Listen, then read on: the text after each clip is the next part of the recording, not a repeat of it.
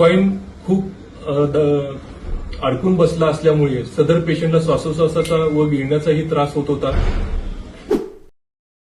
मी doctor Prashant Dorkar, endoscopic surgeon, शासकीय वैद्यकीय महाविद्यालय व रुग्णालय मिरज। आपल्या या हॉस्पिटलमध्ये एक 5 वर्षाची लहान मुलगी काल दिनांक 2/7/2026 रोजी 1 रुपयाचे नाणे गिळलेली होती।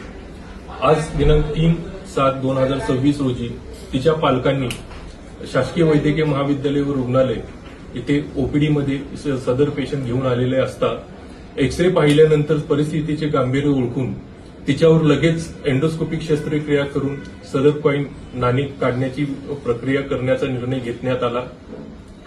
तसेच या पेशंटची या रुग्णाची काही वर्षापूर्वी ओपन हार्ट सर्जरी झालेली होती, त्यामुळे अशा पेशंटमध्ये अशी प्रकारची शस्त्रक्रिया करणे किंवा भूल देणे हे खूप चॅलेंजिंग असते। त्यामुळे भूल तज्ञांशी आम्ही सगळी चर्चा करून आमच्या वरिष्ठांची सर्व एचओडी आमचे एचओडी यांच्याशी चर्चा करून सर्व धोके पत्करून आम्ही ही शस्त्रक्रिया यशस्वी करण्याचा प्रयत्न केला आणि त्यामध्ये आम्ही यशस्वीही झालेलो आहे।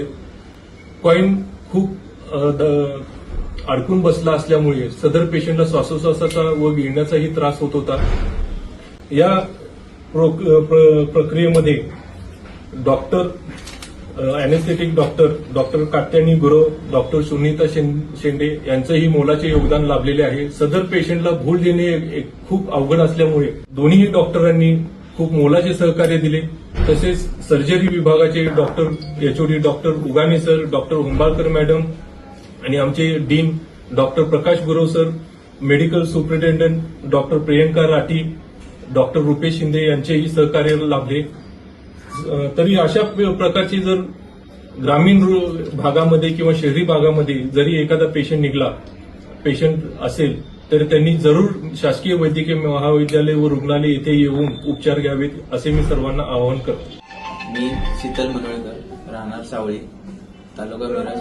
माझी मुलगी प्रणाली, वय वर्ष 5। हिने काल 2/7/2026 दुपारी 4 वाजता 1 रुपयाचं नाणं खेळताना गिळलं होतं।